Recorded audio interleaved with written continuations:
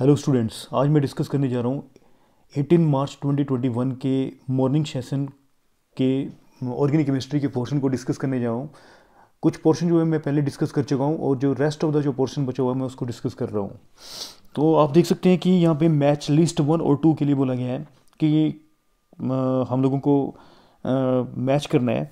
Chlorophyll के बारे में पता ही है सभी को। क्लोरोफिल जो है दैट इज़ पिगमेंट होता है प्लांट्स में, जो कि जो है ग्रीन कलर को इम्पार्ट करता है ट्रीज़ को। जो ग्रीन कलर जो है that is due to chlorophyll pigment है। क्लोरोफिल जो है आपको पता है कि कोऑर्डिनेशन कंपाउंड ऑफ मैग्नीशियम, इसमें जो सेंट्रल मेटल होती है वो मैग्नीशियम होती है। तो सेंट्रल एटम मैग्नीशियम है, तो क्लोरोफिल का जो मैच करेगा वो मैग्नीशियम के साथ मैच करेगा। ठीक है, तो कोऑर्डिनेशन कंपाउंड है ये क्लोरोफिल मैग्नीशियम का, और इसमें मैग्नीशियम जो सेंट्रल मेटल जो है वो एक्ट करती है। इसके बाद हम लोग बात कर रहे हैं विटामिन B12। विटामिन B12 के बारे में हम लोगों को बात करें तो विटामिन B12 का केमिकल जो नेम है वो साइनोकोबालामीन है। साइनोकोबालामीन इसका केमिकल नेम है। यदि विटामिन B12 की डिफिशियंसी हो जाए तो आरबीसी डिफिशियंसी, इसकी वजह से जो डिजीज़ होती है RBC deficiency in haemoglobin, haemoglobin में आरबीसी की डेफिशिएंसी हो जाती है, इन्फ्लेमेशन हो जाती है टंग में और माउथ में।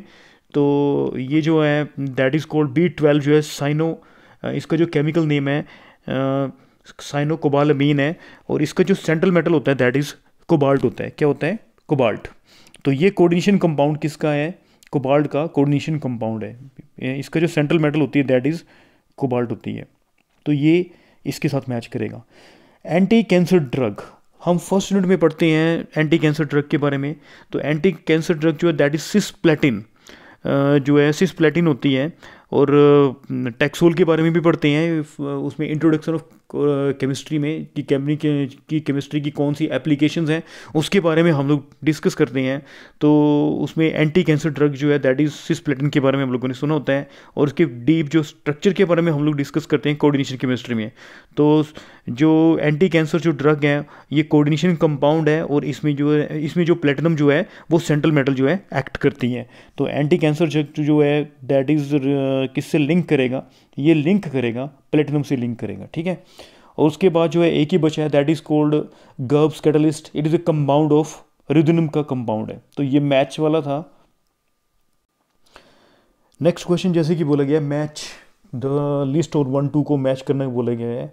तो अल्कोहलिक QH, ये जो है लिस्ट 1 में केमिकल्स दिए गए हैं, और लिस्ट 2 में जो है यूज़, प्रेपरेशन और कंस्टिट्यूएंट्स दिए गए हैं कि क्या क्या क्या यूज़ होता है। अल्कोहलिक QH जो है क्या करवाता है? सभी को पता है कि अल्कोहलिक QH जो है किस में यूज़ होता है? बीटा एलिमिनेशन रिएक्शन में इसका यूज़ होता है। बीटा एलिमिनेशन रिएक्शन में इसका यूज़ होता है। किसका किसका यूज़ होता है? बीटा एलिमिनेशन रिएक्शन में अल्कोहलिक QH का यूज़ होता है। अल्कोहलिक QH का यूज़ किस में हो रहा है? बीटा एलिमिनेशन में हो रहा है। एक्चुअली में क्या होता है एक्वस QH, और मैं आपको बताना चाहूँगा थोड़ा डिटेल में आपकी डिस्कस कर दूँ, थोड़ा सा आपकी वो बना दूँ, थोड़े बेसिक्स की क्लियर करवा दूँ। एक्वस QH और अल्कोहलिक QH में क्या डिफरेंस होता है? अल्कोहलिक QH जो है वो एलिमिनेशन रिएक्शन करवाता है, एलिमिनेशन रिएक्शन, और ये जो एक्वस QH है वो SN रिएक्शन कराता है, न्यूक्लियोफिलिक सब्स्टिट्यूशन रिएक्शन करवाता है। कारण क्या है? एक्वस QH जो है ये जो है एक्वस QH या एक्वस NaOH जो है वो, और इसमें जो है टेम्परेचर लोअर होता है, 373 केल्विन के करीब टेम्परेचर होता है, लोअर टेम्परेचर होता है। और जो बीटा एलिमिनेशन जो रिएक्शन जो है that is called elimination reaction जो है that will take place at high temperature 473 kelvin या 523 केल्विन में। क्योंकि इसमें कारण ये है कि जो एलिमिनेशन रिएक्शन होता है उसमें लार्ज नंबर ऑफ बॉन्ड्स जो है उनका क्लीवेज होता है, बहुत सारे बॉन्ड्स का क्लीवेज होता है। ठीक है, और जो सब्स्टिट्यूशन रिएक्शन होते हैं उसमें एक ही बॉन्ड का ब्रेक होता है। ठीक है, तो इसमें large number of bonds break होते हैं जिसकी वजह से ज़्यादा एनर्जी चाहिए, तो इसलिए इसमें एक्टिवेशन एनर्जी जो होती है वो हायर होती है। ठीक है, काफ़ी ज़्यादा होती है। इसमें एक्टिवेशन एनर्जी जो है वो ज़्यादा है, और इसमें एक्टिवेशन एनर्जी जो होती है वो कम होती है, ईजिली बॉन्ड की ब्रेकिंग हो जाती है। तो जो यदि अल्कोहलिक QH है, अल्कोहलिक QH जो है वो कौन सा रिएक्शन करवाता है? एलिमिनेशन रिएक्शन करवाता है, एलिमिनेशन रिएक्शन करवाता है। एक्चुअली में क्या होता है कि वाटर के साथ जो है QH जो है ये सब्स्टिट्यूशन रिएक्शन करवाता है मोर पोलर सॉल्वेंट में, और जो लेस पोलर सॉल्वेंट जो है जैसे कि आपका यदि अल्कोहल यूज़ किया जाता है QH के साथ, लेस पोलर सॉल्वेंट जो है अल्कोहल का यूज़ किया जाता है, तो ये रिएक्शन जो है वो कौन सा करवाएगा? बीटा एलिमिनेशन रिएक्शन करवाएगा। ठीक है, तो आपको मैं समझा रहा हूँ रिएक्शन के थ्रू कि कैसे ये रिएक्शन होता है। बीटा एलिमिनेशन जो that is also called dehydrohalogenation reaction भी बोलते हैं इसको, ठीक है। तो डीहाइड्रोहैलोजिनेशन रिएक्शन में क्या होता है एक्चुअली में, जैसे यहाँ पे आ गया आप लोगों का, यहाँ पे आप देख सकते हैं कि KOH ले लिया, ये नेगेटिव, ये OH जो है बेस है। आप जैसे यहाँ पे हमने अल्काइल हैलाइड ले लिया हम लोगों ने, यहाँ पे अल्काइल हैलाइड ले लिया, ठीक है, ये आ गया अल्काइल हैलाइड। तो कैसे होता है अल्कोहलिक QH के प्रेजेंस में ये रिएक्शन कैसे होता है, ये OH माइनस जो है बेस एक्ट कर रहा है, ये H plus ion acidic, H plus ion को क्या करेगा, अपसिड कराएगा, ये H प्लस आयन को क्या करेगा, अपसिड करेगा, ठीक है जी। और ये जो अपसिड करेगा और साइमल्टेनियसली जो है ये H प्लस आयन यहाँ से जाएगा और Br जो है यहाँ से जाएगा, ठीक है, लीव करेगा इसको। तो मतलब साइमल्टेनियसली H प्लस और Br जो है एलिमिनेट हो रहे हैं, दोनों एलिमिनेशन हो रहे हैं। So that is the reason this reaction is called E2 reaction. क्या बोलते हैं इसको, E2 रिएक्शन बोलते हैं, ठीक है। और ये जो सिग्मा बॉन्ड जो है वो किस में कन्वर्ट हो जाएगा, पाई बॉन्ड में कन्वर्ट हो जाएगा। तो किस टाइप के प्रोडक्ट बनेगा, आप देख सकते हैं स्टूडेंट्स, इस टाइप से आप देख सकते हैं कि ये वाला बॉन्ड यहाँ पे, यदि ये सिग्मा बॉन्ड पाई बॉन्ड बन रहा है, ये सिग्मा बॉन्ड क्या बन रहा है, पाई बॉन्ड बन रहा है, तो आप देख सकते हैं ये बन जाएगा CH2 double bond CH2, alkene की फॉर्मेशन हो जाएगी। और आप देख सकते हैं कि यहाँ से वाटर बना और KBr बाहर निकल जाएगा, ठीक है। तो ये बन गया वाटर और KBr। तो इसमें आप देख रहे हैं कि इसको हम लोग डीहाइड्रोहैलोजिनेशन बोलते हैं। यहाँ पे जो हैलोजन जो है वो कहाँ से जा रहा है, अभी मैं आपको बता रहा हूँ कि ये जो हैलोजन जो है दैट इज, इस हैलोजन के बाद जो कार्बन होता है that is code alpha carbon बोलते हैं, और उससे जो नेक्स्ट वाला कार्बन होता है दैट इज कोड उसको बीटा कार्बन बोलते हैं। तो हैलोजन का जो एलिमिनेशन हो रहा है वो कहाँ से हो रहा है, अल्फा कार्बन से हो रहा है। और जो हाइड्रोजन जो एलिमिनेट हो रहा है, ये वाला जो हाइड्रोजन एलिमिनेट हुआ वो कहाँ से हुआ, बीटा कार्बन से हो रहा है। बीटा कार्बन से हाइड्रोजन का एलिमिनेशन हो रहा है और अल्फा कार्बन से हैलोजन का एलिमिनेशन हो रहा है, इसलिए इसको डीहाइड्रोहैलोजिनेशन बोलते हैं, या फिर इस रिएक्शन को बीटा एलिमिनेशन बोलते हैं। क्यों, क्योंकि हाइड्रोजन का जो एलिमिनेशन हो रहा है that is from beta carbon से हो रहा है। So that is the reason this reaction is called beta elimination reaction, beta elimination reaction बोलते हैं, ठीक है। तो यहाँ पे जैसे कि मैच करने के लिए बोला गया कि अल्कोहलिक QH क्या करता है, क्या करवाता है, आपको क्लियर हो गया होगा कि ये जो अल्कोहलिक QH है, QH जो है दैट इज क्या करवा रहा है, ये क्या करवा रहा है, बीटा एलिमिनेशन रिएक्शन करवा रहा है, ठीक है। उसके बाद आ गया प्लेडियम BSO4 की बारी आ गई। तो ये जो है दैट इज को लिंडलर्स कैटलिस्ट बोलते हैं इसको। तो ये लिंडलर्स कैटलिस्ट है और इसमें जो है सल्फर या क्विनोलिन की प्रेजेंस होती है। तो एक्चुअली में क्या करता है ये जो है ब्यूट-2 आयन, जैसे हम लोग बात करें स्टूडेंट्स, ये बड़ा फेमस रिएक्शन है। ब्यूट-2 आयन को जब हम लोग क्या करवाते हैं, लिंडलर्स कैटलिस्ट की प्रेजेंस होती है। तो लिंडलर्स कैटलिस्ट की प्रेजेंस में जब ये रिएक्शन होता है दैट इज पैलेडियम BaSO4 और that is poisoned by sulphur और क्विनोलिन, ठीक है। तो यहाँ पे जो बनता है दैट इज कॉल्ड सिस ब्यूट-2 इन की फॉर्मेशन होगी, रिडक्शन हो रहा है ना, यहाँ पे हाइड्रोजन का एडिशन हो रहा है, यहाँ पे और यहाँ पे क्या हो रहा है, हाइड्रोजन का एडिशन हो रहा है। तो हम लोग देख रहे हैं यहाँ पे जब ये एडिशन होगा हाइड्रोजन का तो क्या बन जाएगा, यहाँ पे सिस ब्यूट-2 इन की फॉर्मेशन हो जाएगी, सिस ब्यूट-2 इन बन जाएगा, ठीक है। और यदि मैं इसका करवा दूं स्टूडेंट्स बर्क रिडक्शन करा दूं, ठीक है, क्या करवा दूं, ये जो कैटलिस्ट है that is called Palladium BaSO4, this is called Lindlar's catalyst, ठीक है। तो क्या बनेगा, सिस ब्यूट-2 इन की फॉर्मेशन होगी। और यदि मैं इसका बर्क रिडक्शन करवा दूं,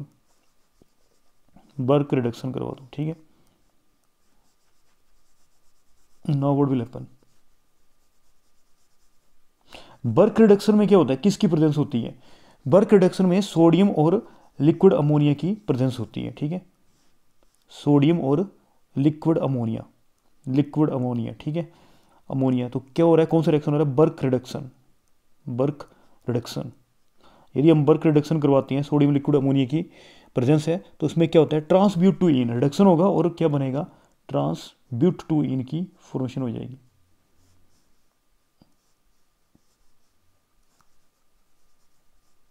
क्या बन जाएगा, फाइनली आप देख सकते हैं यहाँ पे क्या बन जाएगा, यहाँ पे ट्रांसब्यूट-2 इन बन जाएगा, ठीक है, ट्रांसब्यूट-2 इन। तो आपके लिए ये क्वेश्चन बार बार आ रहे हैं, कभी बर्क रिडक्शन के बारे में पूछा जा रहा है, कभी लिंडलर्स कैटलिस्ट के बारे में पूछा जा रहा है, ठीक है। तो आपको पता होना चाहिए कि जब ब्यूट टू आइन का लिंडलर्स कैटलिस्ट के साथ रिएक्शन होता है तो 6 ब्यूट टू इन की फॉर्मेशन होती है। और जब हम लोग बर्क रिडक्शन कराते हैं तो उसमें जो रेजेंट होता है that is sodium liquid ammonia. आपको पता है कि पिछले पेपर्स में पूछा जा चुका है कि बर्क रिडक्शन में कौन सा रेजेंट यूज होता है, तो सोडियम लिक्विड अमोनिया इसका यूज होता है। तो क्या होता है, ट्रांस ब्यूट टू इन की क्या होती है, फॉर्मेशन होती है। तो अभी यही पूछा गया था, प्लेडियम BSO4 जो है दैट इज लिंडलर्स कैटलिस्ट है। नेक्स्ट जो बोला गया BHC कैसे ऑब्टेन्ड होते हैं। BHC स्टूडेंट्स जो है वो एडिशन रिएक्शन के द्वारा क्या होता है, ऑब्टेन्ड होता है BHC। BHC जो है that is called benzene hexachloride, ये एक इंसेक्टिसाइड है। तो ये कैसे बनता है, किसका एडिशन होता है बेंजीन में, बेंजीन में जो है क्लोरीन का एडिशन होता है।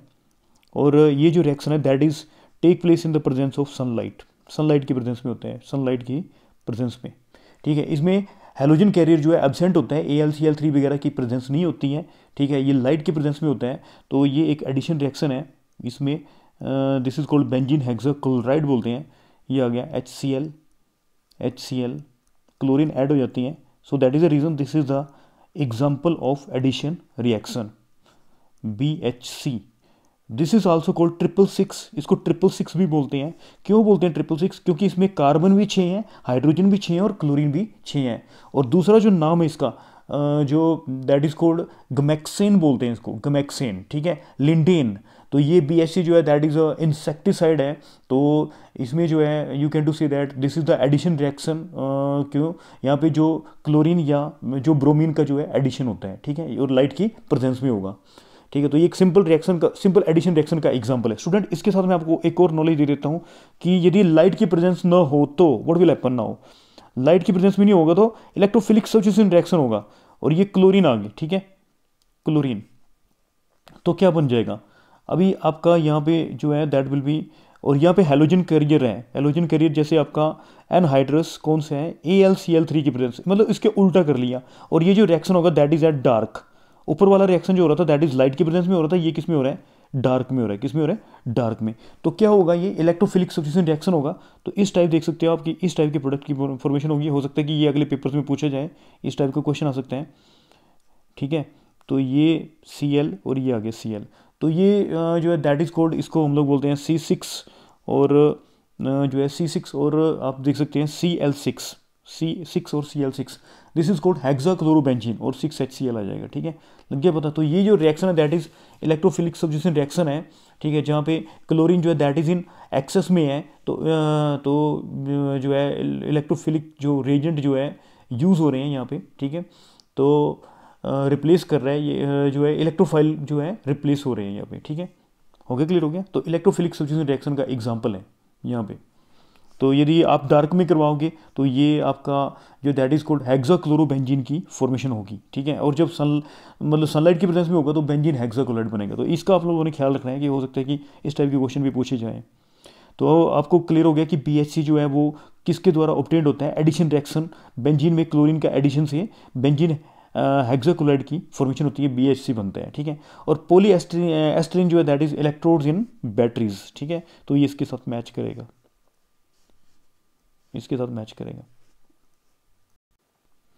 स्टूडेंट नेक्स्ट क्वेश्चन में है जैसे कि रेजेंट दिया गया आपको one naphthylamine and sulphonic acid in acidic acid is use for the detection of, final answer है नाइट्रेट आयन, नाइट्रेट आयन के डिटेक्शन के लिए इसका यूज किया जाता है। तो ये कैसे हो रहा है मैं आपको समझा रहा हूँ, ठीक है।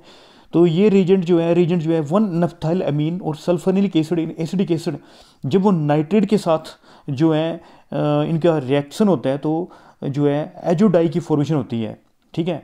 तो ये कैसे हो रहा है मैं आपको समझा रहा हूँ, ठीक है। नाइट्रेट का टेस्ट के लिए, डिटेक्शन ऑफ नाइट्रेट आयन की डिटेक्शन के लिए होता है। तो इसमें जो है सल्फोनिक एसिड लिया गया, सबसे पहले हम लोग जो है सल्फोनिक एसिड ले रहे हैं, ठीक है। सल्फोनिक एसिड होता क्या है, सल्फोनिक एसिड में ऊपर NH2 और नीचे SO3H ग्रुप होता है, ठीक है। तो ये आ गया सल्फोनिक एसिड, ठीक है। और दूसरा बोला गया है 1-नेप्थाइलअमीन, 1-नेप्थाइलअमीन के बारे में बोला गया है, ठीक है। तो 1-नेप्थाइलअमीन ये होगा स्टूडेंट्स, ये आ गया 1-नेप्थाइलअमीन, ठीक है। तो ये आ गया 1-नेप्थाइलअमीन और किसकी प्रेजेंस, किसकी डिटेक्शन के लिए यूज़ होता है ये, नाइट्रेट आयन की। और साथ में किसकी प्रेजेंस बोले गई है, एसिडिक एसिड है ना, एसिडिक एसिड के बारे में बोला गया है, ठीक है। तो फर्स्ट ऑफ ऑल जो है आप देख सकते हैं कि ये रिएक्शन जो होगा किसके बीच में होगा, नाइट्रेट आयन और एसिडिक एसिड के बीच में रिएक्शन होगा। तो क्या बनेगा, ये जो है स्टूडेंट्स, जब इनके बीच में, दोनों के बीच में रिएक्शन होगा तो जो है, तो यहाँ पे बन जाएगा नाइट्रस एसिड, काफ़ी इंपॉर्टेंट कंपाउंड बन गया है, और एसिटेट आयन की फॉर्मेशन हो जाएगी, एसिटेट आयन CH3COO-। ठीक है, अब ये नाइट्रस एसिड बहुत ही यूज़फुल है, आपको दिख रहा होगा कि ये जब ये नाइट्रस एसिड की फॉर्मेशन हो रही है तो व्हाट विल हैपन नाउ, ये नाइट्रस एसिड जो है वो जो ये बेंजीन के ऊपर जो NH2 ग्रुप है उसके साथ डाई एजोटाइजेशन रिएक्शन करवाएगा। ठीक है, जब ये डाई एजोटाइजेशन रिएक्शन होगा तो क्या बन जाएगा, आपको पता होगा, लग गया होगा कि यहाँ पे जो है दैट इज़ जो है क्या बन जाएगा, ये बन जाएगा डाई एजोटाइजेशन रिएक्शन होगा तो यहाँ पे बेंजीन डाइजोनियम क्लोराइड की, डाइजोनियम सोल्ट की फॉर्मेशन हो जाएगी, और ये SO3H यहाँ पे नीचे आ गया। ठीक है, ये किसकी वजह से हो रहा है, HNO के साथ, जब HNO के साथ जब रिएक्शन होगा किसका, NH2 का, तो कौन सा होता है रिएक्शन, डाई एजोटाइजेशन रिएक्शन होता है, और बेंजीन डाइजोनियम क्लोराइड की फॉर्मेशन होती है। अब जब इसके साथ रिएक्शन होगा 1-नेफ्थाइल अमीन के साथ, जब ये रिएक्शन होगा तो आपको पता लग गया होगा कि ये जो रिएक्शन जो है दैट इज़ कौन सा रिएक्शन होता है, ये जो रिएक्शन है वो that is called coupling reaction है। कौन सा रिएक्शन है, कपलिंग रिएक्शन। ठीक है, ये कपलिंग रिएक्शन है, आपको पता है कि ये इलेक्ट्रॉन रिलीज कर रहा है जिसकी वजह से पैरा पे जो है इलेक्ट्रॉन की डेंसिटी जो है मैक्सिमम हो जाएगी। ठीक है, और ये जो N2+ जो यहाँ से यहाँ पे इसकी पैरा पोजीशन पे अटैक कर देगा और एजो कंपाउंड की फॉर्मेशन हो जाएगी। तो देख सकते हैं आप कैसे एजो कंपाउंड बनेगा, इस टाइप से एजो कंपाउंड की फॉर्मेशन हो जाएगी, कपलिंग रिएक्शन है। यहाँ से नाइट्रोजन की दोनों ये आ गया, ये बन गया, यहाँ पे कपलिंग रिएक्शन है ये।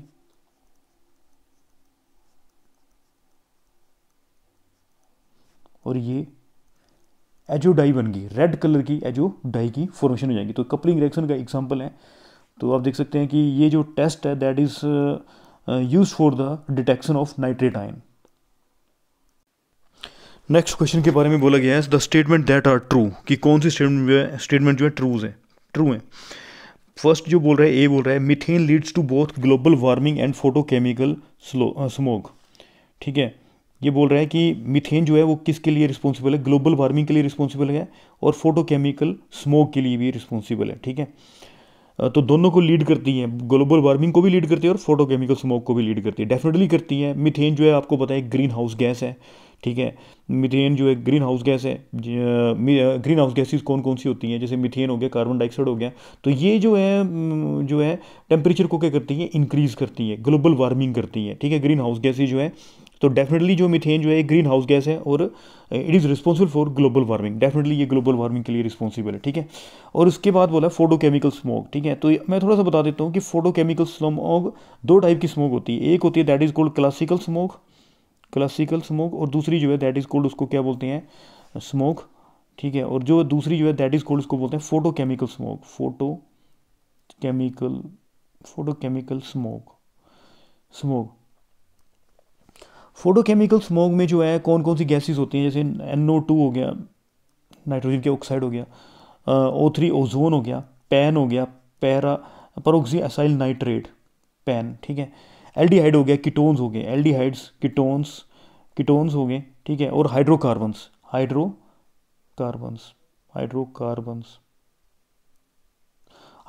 में कार्बन और हाइड्रोजन आ गया। तो डेफिनेटली जो मीथेन के बारे में बात करें तो मीथेन जो है वो हाइड्रोकार्बन है, वो फोटोकेमिकल स्मोक है। कौन, CH4 जो है दैट इज़ फोटोकेमिकल स्मोक है। और जो क्लासिकल स्मोक जो दैट इज कॉल्ड, उसको लंदन स्मोक बोलते हैं, और फोटोकेमिकल स्मोक जो है that is Los Angeles smoke बोलते हैं। ठीक है, और इसमें जो क्लासिकल स्मोक होता है bronchitis, irritation, problems in lungs में होती है। ठीक है, और इसमें जो फोटोकेमिकल स्मोक में जो इरिटेशन जो होती है दैट इज़ इन आइज़ में इरिटेशन होती है। ठीक है, फोटोकेमिकल स्मोक जो है आइज़ में इरिटेशन करती है। और ये क्लासिकल जो स्मोक है स्टूडेंट्स, ये रिड्यूसिंग, ये जो क्लासिकल स्मोक है उसमें जो गैस होती है जो कि जो है किस गैस की प्रेजेंस होती है, SO2 गैस की प्रेजेंस होती है। ठीक है, प्रेजेंस होती है। और बात यह है कि ये जो क्लासिकल स्मोक है वो रिड्यूसिंग इन करैक्टर होती है, reducing in nature, reducing in character. Character, ठीक है। और ये जो फोटोकेमिकल स्मोक है स्टूडेंट्स, ये ऑक्सीडाइजिंग इन करैक्टर होती है। कौन सी होती है? ऑक्सीडाइजिंग इन करैक्टर, ऑक्सीडाइजिंग इन करैक्टर, ठीक है जी, ठीक है। तो फोटोकेमिकल स्मोक जो है ऑक्सीडाइजिंग नेचर को शो करती है। तो चलो मैंने ये आपको बता दिया कि दोनों के बारे में बता दिया कि फोटोकेमिकल स्मोक और क्लासिकल स्मोक के बारे में।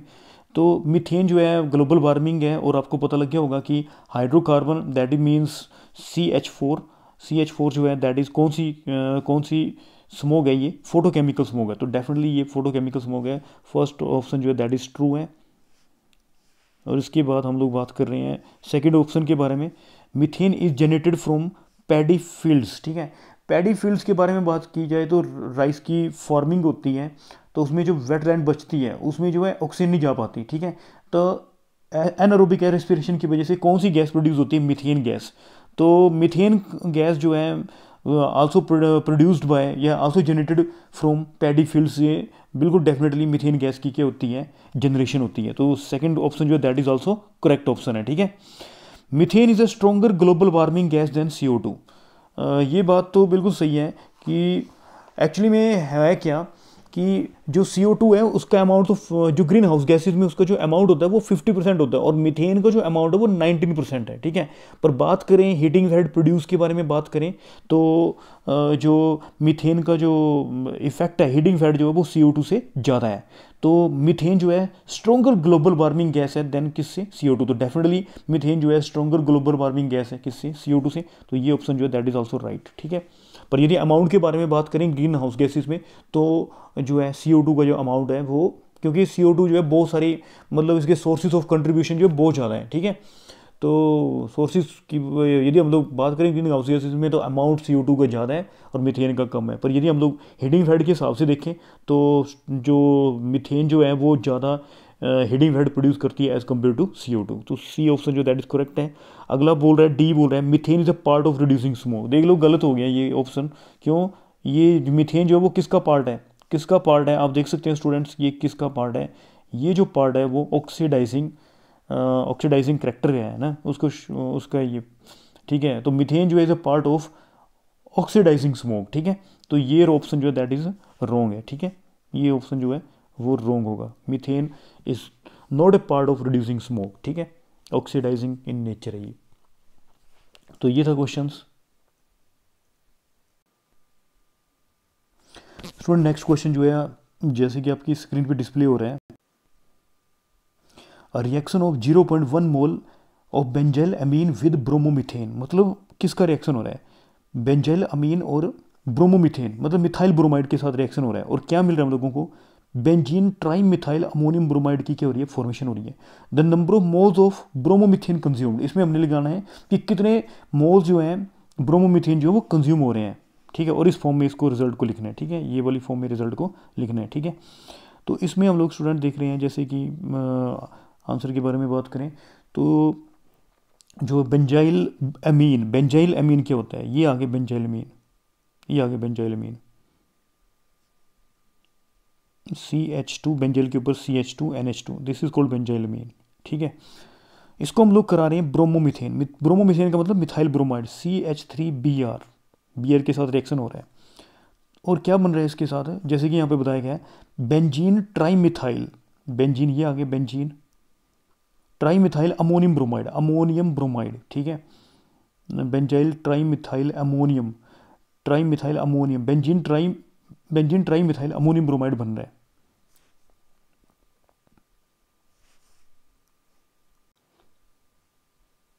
ये बेंजीन तो नहीं हो सकता स्टूडेंट्स, यहाँ पे ये गलत बोला गया है।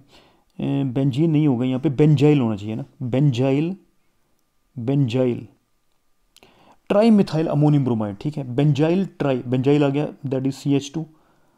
ट्राईमिथाइल अमोनियम आ रहा है ना वर्ड, अमोनियम का मतलब क्या होगा? N। ट्राईमिथाइल का मतलब क्या होगा? 3। ये आ गया CH3 एक हो गया, ये हो गया 2 CH3, ठीक है। ये हो गया 3 CH3, ठीक है। ये बना benzyl trimethyl 1 2 3 trimethyl ammonium means nitrogen, ammonium bromide आ गया, ठीक है। ब्रोमाइड ये आ गया बाहर है ना, bromide. The number of moles of bromomethane consumed, कि ब्रोमोमीथेन कितने कंज्यूम हो रहे हैं, कितने कंज्यूम हो रहे हैं उसके बारे में बोला गया है, ठीक है। तो आप देख सकते हैं इसको हम लोग बैलेंस करेंगे पहले। तो बैलेंस करने के बाद ये आएगा, यहाँ पे बैलेंस कर दिया हम लोगों ने, यहाँ पे आ जाएगा 3 आ जाएगा, ठीक है, 3 मोल्स। क्यों भाई? क्योंकि यहाँ पे 3 CH3 ग्रुप आ रहे हैं, आप देख सकते हैं 3, ठीक है। तो 3 एल्काइल हैलाइड जो है इसकी फॉर्मेशन करेंगे, 3 मिथाइल ब्रोमाइड जो है इसकी फॉर्मेशन करेंगे, ठीक है। मैं आपको समझा देता हूँ रिएक्शन के थ्रू 1 2 कि कैसे होता है ये रिएक्शन। जैसे स्टूडेंट्स एक्चुअली में क्या होता है कि जैसे ये आ गया CH2NH2, ठीक है, ये आ गया CH2NH2, ये है NH2, और एल्काइल हैलाइड के साथ इसका रिएक्शन हो रहा है, CH3Br के साथ रिएक्शन हो रहा है, ठीक है। तो ये आ गया Br और ये हो गया CH3, मिथाइल ब्रोमाइड के साथ रिएक्शन हो रहा है। तो यहाँ से HBr बाहर निकल जाएगा, तो कौन सा ग्रुप अटैच हो जाएगा? CH3 ग्रुप अटैच हो जाएगा। आप देख सकते हैं कि यहाँ पे एक H हटा और कौन सा ग्रुप लग गया यहाँ पे कौन सा ग्रुप लग गया? यहाँ पे लग गया एक CH3 ग्रुप। तो एक CH3Br ने एक एल्काइल ग्रुप लगा दिया यहाँ पे, एक एल्काइल ग्रुप। तो इसी तरह से दूसरा एल्काइल मिथाइल ब्रोमाइड आएगा, वो दूसरा यहाँ पे हाइड्रोजन को रिप्लेस करेगा और कौन सा ग्रुप आ जाएगा? यहाँ पे CH3 आ जाएगा, ठीक है, CH3 आ जाएगा, ठीक है। और इसी तरह से तीसरा जो एल्काइल हैलाइड होगा उसकी वजह से कौन सा ग्रुप आ जाएगा? यहाँ पे तीसरा CH3 ग्रुप आ जाएगा। और लग रहा है पता सभी को? तो इसका मतलब क्या है? इसका मतलब यही है कि ये जो बना है कौन? Benzyl trimethyl ammonium bromide. ये जो बना है, ये बेंजाइल ट्राईमिथाइल जो ब्रोमाइड है वो कितने मोल से बना है? वो 3 मोल ऑफ मिथाइल ब्रोमाइड से, 3 मोल मिथाइल ब्रोमाइड से बना है या 3 ब्रोमोमिथेन से बना है, ठीक है। यहाँ तक क्लियर हो गया सभी को? तो यहाँ तक आई थिंक आप लोगों को क्लियर हो गया होगा। तो अब आप देख सकते हैं कि स्टूडेंट्स इसमें क्या हो रहा है। इसका मतलब क्या है कि 3 मोल, ये 3 मोल जो है 1 मोल बेंजाइल ट्राईमिथाइल अमोनियम ब्रोमाइड को फॉर्म कर रहा है, ठीक है। तो अब हम लोग इसको क्वेश्चन में हम लोगों को दिया हुआ है कि ये कितना फॉर्म हो रहा है? 23 ग्राम फॉर्म हो रहा है। क्या हो रहा है? ये कितना फॉर्म हो रहा है स्टूडेंट्स? ये फॉर्म हो रहा है, ठीक है, कितना हो रहा है ये फॉर्म? कितना फॉर्म हो रहा है? ये 23 ग्राम जो है फॉर्म हो रहा है। इसको हम लोग मोल में कन्वर्ट कर रहे हैं। बेंजाइल ट्राईमिथाइल अमोनियम ब्रोमाइड कितना फॉर्म हो रहा है? 23 ग्राम फॉर्म हो रहा है, ठीक है। तो इसको मैं यदि मोल में कन्वर्ट करूँ तो इसका जो मोल्स जो होते हैं, दैट इज कोल्ड, सभी को पता है कि मोल्स क्या होता है। मोल्स जो होता है this will be equal to mass in gram. Mass कितना दिया हुआ है आपको? बेंजाइल ट्राईमिथाइल अमोनियम ब्रोमाइड का मास कितना दिया हुआ है? 23 ग्राम दिया हुआ है, ठीक है। और इसका जो मोलर मास आ गया या मोलिकुलर मास बोलते हैं जिसको, ठीक है, वो इसका जो मोलिकुलर मास आ जाएगा वो 230 आ जाएगा, ठीक है। तो ये जो आ जाएगा वो कितने के इक्वल होगा? 0.1 मोल के इक्वल होगा। तो इसका मतलब क्या है कि क्वेश्चन में कितने बन रहे हैं? क्वेश्चन में जो बेंजाइल ट्राईमिथाइल अमोनियम ब्रोमाइड है वो कितने मोल बन रहा है? वो कितने मोल बन रहा है? 0.1 मोल क्या हो रहा है? फॉर्म हो रहा है। यहाँ तक क्लियर हो गया सभी को? यहाँ तक क्लियर हो गया, ठीक है।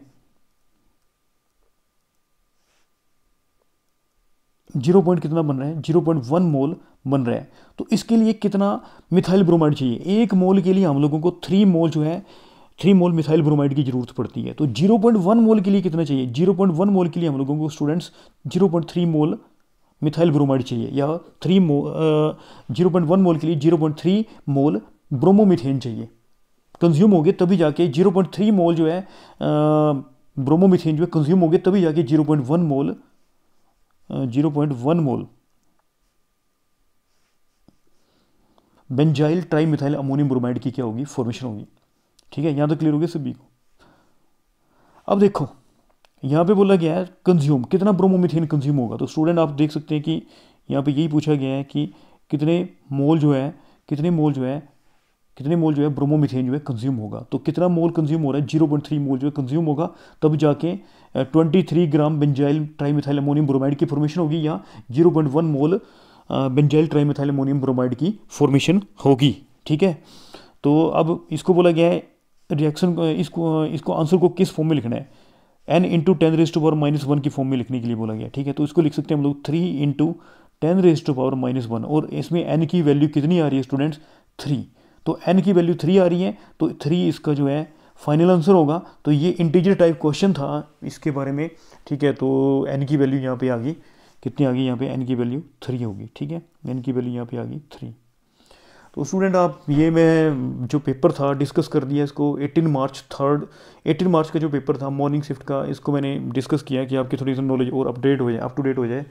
तो अब जो अप्रैल में जो क्वेश्चन होने जो जेई मेन होगा उसमें आप लोगों ने सभी जो है टॉपिक्स को कवर करना है। जैसे कि आपका बायोमोलिक्यूल्स के बारे में बात करें तो उसमें जैसे आपका स्टार्च के बारे में पूछा गया कि स्टार्च जो है कौन क्या दे रहा था मतलब नॉन रिड्यूसिंग शुगर था और मोनोसेक्राइड की फॉर्मेशन कर रही थी। तो आप देख सकते हैं कि केमिस्ट्री में एवरीडे लाइफ से क्वेश्चंस आ रहे हैं, बायोमोलिक्यूल से क्वेश्चंस आ रहे हैं। अभी जो आपने पढ़ा ग्लोबल वार्मिंग के बारे में, मीथेन गैस के बारे में, तो सभी को आप लोगों ने क्वेश्चन जो है सभी मतलब आप लोग सभी टॉपिक जो है इंपॉर्टेंट है, सभी टॉपिक्स आप लोगों ने पढ़ने हैं, डिटेल में पढ़ना है आप लोगों ने, ठीक है।